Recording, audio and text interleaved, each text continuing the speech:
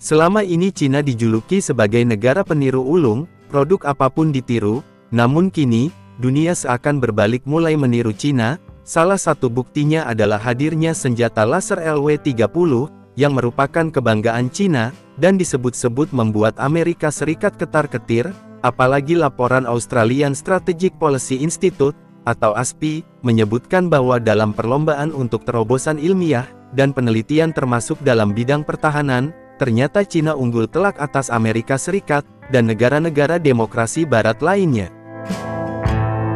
LW-30 merupakan sistem pertahanan udara buatan Cina, yang dirancang untuk mengatasi ancaman, dan melacak target udara seperti, pesawat tempur, rudal jelajah, dan drone. LW-30 pertama diperkenalkan pada Airshow China 2018, dan kembali muncul dengan versi terbaru di tahun 2022, ini adalah sistem pertahanan udara jarak pendek menengah, yang dikembangkan oleh China Aerospace Science and Industry Corporation, salah satu produsen rudal terbesar di China, dan sengaja dirancang untuk melacak sekaligus menghancurkan UAV musuh.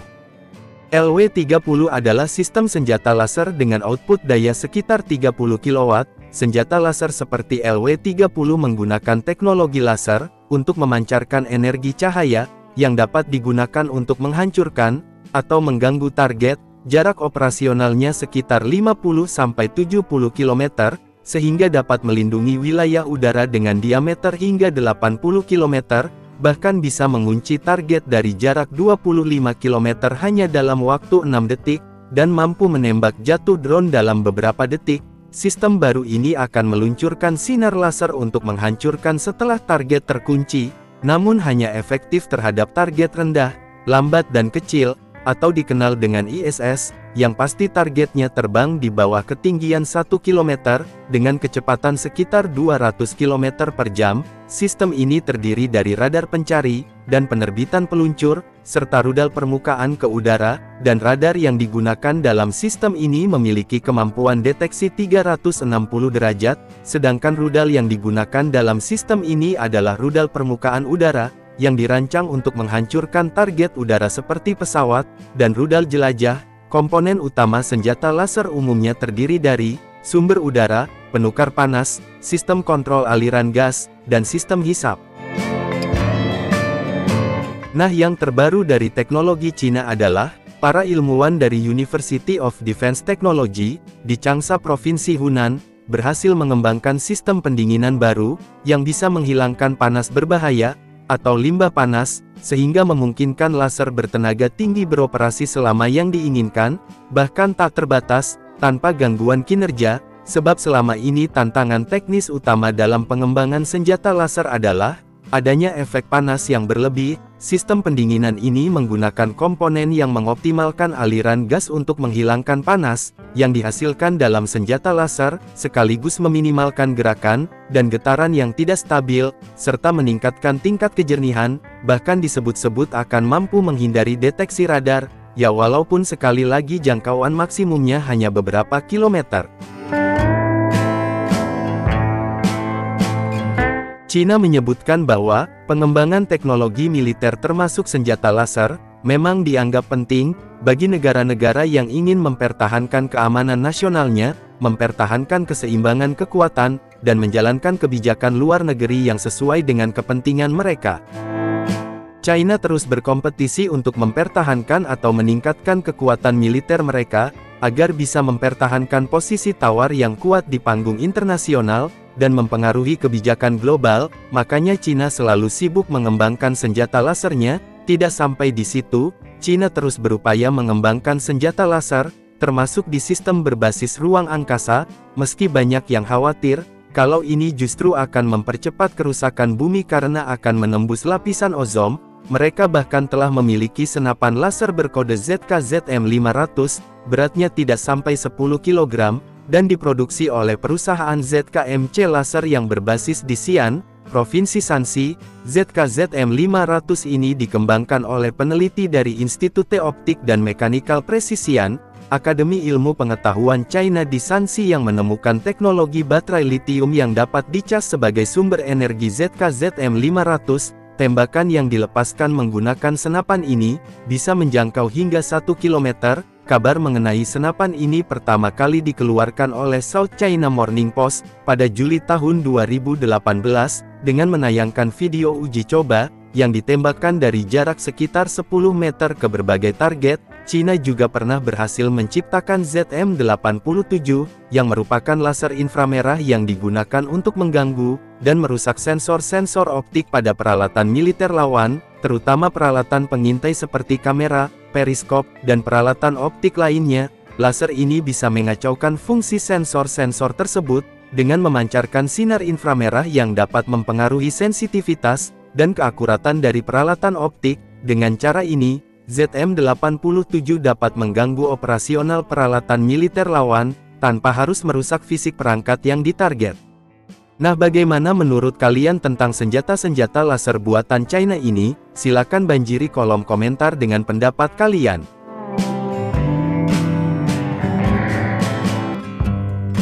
Di jantung salah satu wilayah terkering di bumi, teknologi yang luar biasa tengah mengubah cara kita berpikir tentang kelangkaan air. Dengan produksi harian sebesar 100.000 liter, sistem pengisian ulang air gurun ini telah membuat dunia terkagum-kagum. Dengan banyak yang berseru bahwa gurun tersebut tidak akan lagi menderita kekurangan air. Mari kita cari tahu lebih dalam cara kerja sistem ini, dan mengapa sistem ini menarik begitu banyak perhatian. Bayangkan, mengoperasikan sistem seperti itu di tengah gurun terluas di China. Para ilmuwan telah mengembangkan metode sederhana untuk menghidupkan kembali gurun taklamakan yang gersang. Dengan hanya memasang 2 jaring besar, teknologi ini menghasilkan cukup air untuk memenuhi kebutuhan harian penduduk, untuk minum dan irigasi, memastikan bahwa air tidak akan pernah kering di tanah kering yang gersang ini. Jaring besar ini yang mampu menghasilkan air, dikenal sebagai jaring kabut, yang dinamai sesuai perannya dalam menangkap kelembaban dari kabut. Desain jaring ini tampak sederhana, namun sangat efektif. Terbuat dari jaring serat plastik berlapis-lapis, jaring ini memiliki lubang-lubang jalan yang sangat halus, yang menangkap partikel kabut. Kabut mengembun menjadi tetesan air di permukaan jaring. Gravitasi kemudian menyebabkan tetesan-tetesan ini mengalir menuruni jaring, terkumpul di reservoir di bawahnya. Proses ini merupakan cara yang cerdas untuk memanen air di daerah yang jarang terjadi hujan. Untuk memastikan jaring berfungsi dengan baik, bahan tersebut harus memiliki beberapa kualitas utama, yaitu higroskopisitas tinggi untuk menyerap kelembaban dengan cepat, hidrofilisitas untuk meningkatkan permukaan kontak dan meningkatkan penyerapan, dan retensi air dengan baik untuk mencegah penguapan. Bahkan dengan jaring putilen pilihan plastik termurah, dimungkinkan untuk mengumpulkan 200 liter air per meter persegi per hari. Teknologi ini dibangun berdasarkan metode pengumpulan kabut tradisional, sambil memperkenalkan teknik-teknik baru untuk pemanenan air.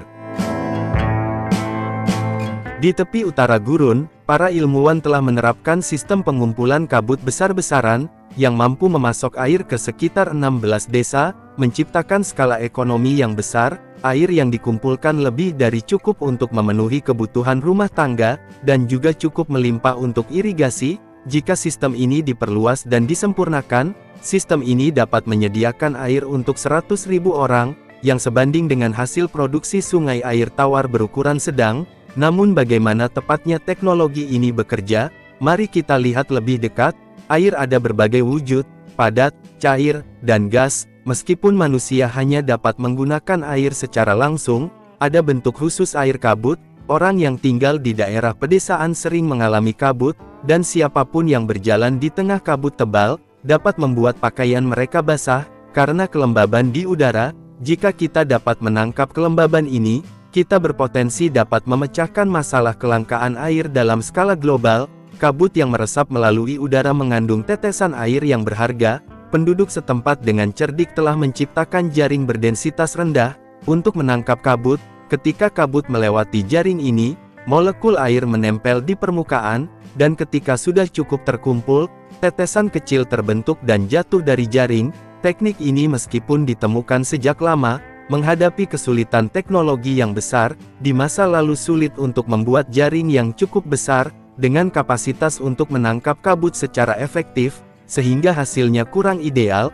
Kini jaring tersebut telah menjadi lebih besar dan kurang padat, sehingga memungkinkannya untuk menangkap lebih banyak uap air dari kabut, dan mengumpulkan air dengan lebih efisien. Di bawah jaring terdapat sistem pengalihan yang dirancang untuk meminimalkan kehilangan air, dengan mengarahkan uap air yang terkumpul ke dalam reservoir. Dalam kondisi berkabut yang ideal, satu sistem dapat mengumpulkan hingga 10.000 liter air per hari, mengingat konsumsi air harian rata-rata per orang di China adalah sekitar 187 liter. Satu sistem dapat memenuhi kebutuhan 53 orang, jumlah orang yang dilayani bahkan lebih tinggi, di daerah berpenduduk sedikit di sekitar gurun Xinjiang, di mana permintaan air relatif sedikit. Selain itu, air yang ditangkap oleh kabut jauh lebih sedikit tercemar, dan dengan sedikit penambahan sistem penyaringan, kualitas air yang dikumpulkan dapat lebih ditingkatkan. Dengan akses ke air yang melimpah, penduduk setempat tidak perlu lagi bangun pagi untuk mengambil air dari lokasi yang jauh. Waktu ini memungkinkan mereka untuk lebih fokus pada kehidupan mereka, dan bahkan meningkatkan keterampilan bertani mereka. Peningkatan waktu luang, dibarengi dengan peningkatan kemampuan mereka untuk menghasilkan pendapatan ekonomi. Banyak desa setempat bergantung pada pertanian khusus, untuk meningkatkan ekonomi mereka. Gurun Taklamakan yang terletak di wilayah Xinjiang, Cina, adalah gurun terbesar di negara tersebut, dan namanya yang berasal dari bahasa Uighur, yang berarti tempat yang tidak dapat dimasuki, atau ditinggalkan.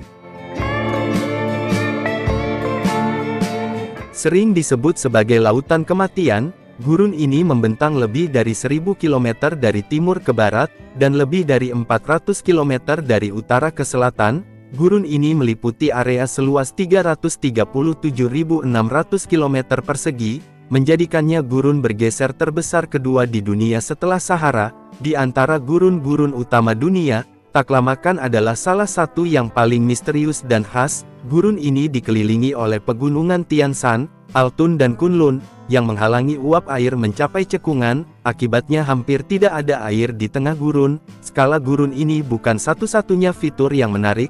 Kekeringan permukaannya meninggalkan kesan abadi. Jadi bagaimana kelangkaan air ini terjadi? Cekungan Tarim yang terletak jauh di dalam benua Eurasia, jauh dari laut dan terhalang oleh beberapa pegunungan tinggi, sehingga menyulitkan udara lembab dari laut untuk mencapai daerah tersebut. Lebih khusus lagi, uap air dari Samudra Pasifik di timur tidak dapat menembus, dan dataran tinggi Tibet di selatan menghalangi uap air dari Samudra Hindia, jajaran pegunungan Arginson, dan di utara menghalangi uap air dari Samudra Arktik, serta pegunungan Kunlun di barat mencegah uap air dari Samudra Atlantik mencapai gurun. Karena kurangnya curah hujan, gurun terbentuk di pedalaman. Di musim dingin, arus dingin dari Mongolia dan Siberia memperburuk kekeringan, dan suhu yang keras sehingga menyulitkan tanaman untuk bertahan hidup. Meskipun cekungan Tarim mendapat manfaat dari sinar matahari yang kuat, dari 100 mm curah hujan setiap tahun, seringkali kurang dari 50 mm, sementara laju penguapan mencapai 2 hingga 3000 mm, sehingga menciptakan ketidakseimbangan yang mencolok. Suhu di cekungan Tarim dapat melonjak hingga 40 derajat Celcius pada siang hari, dengan angin kencang dan badai pasir, sehingga menyulitkan tanaman dan hewan untuk bertahan hidup. Pasir gurun ini sangat tebal, dengan kedalaman rata-rata 3,7 meter, dan beberapa area memiliki kedalaman lebih dari 300 meter. Sejumlah besar air permukaan meresap ke dalam tanah, membentuk akuifer bawah tanah yang berisi sekitar triliunan ton air. Cekungan Tarim merupakan bagian dari sistem sungai pedalaman, dan lahan di sepanjang hilir sungai Tarim mengalami salinitas dengan kandungan nutrisi yang sangat sedikit, dan vegetasi yang jarang. Semua faktor ini telah menyebabkan kelangkaan air di gurun Taklamakan. Namun teknologi baru pemanenan kabut skala besar mulai mengubah situasi. Teknologi ini sudah diterapkan di beberapa area gurun di Cina. Hasilnya jauh melebihi harapan. Jika teknologi ini ditingkatkan untuk mengelola lebih banyak lingkungan gurun, masa depan tampak cerah. Penting untuk menyadari bahwa kesulitan terbesar dalam pengelolaan gurun adalah kurangnya air tawar. Tanpa irigasi yang memadai, salinitas tanah dapat terjadi, membunuh vegetasi, dan semakin memperburuk pegurunan. Saat ini munculnya sistem pengumpulan kabut skala besar, menyediakan sumber air tawar yang stabil, dan berkualitas tinggi untuk pengelolaan gurun. Penduduk setempat dapat mengandalkan air ini, untuk mendukung penanaman vegetasi hijau di padang pasir, yang secara bertahap mengurangi area pegurunan. Seiring berjalannya waktu, padang pasir dapat diubah menjadi lahan pertanian dan pasir menjadi lahan subur. Perubahan ini tidak hanya menguntungkan penduduk setempat, tetapi juga berkontribusi pada perbaikan iklim global. Pengelolaan padang pasir di China menjadi inspirasi untuk beberapa negara yang mengalami kekurangan air, dan teknologi ini bersifat universal.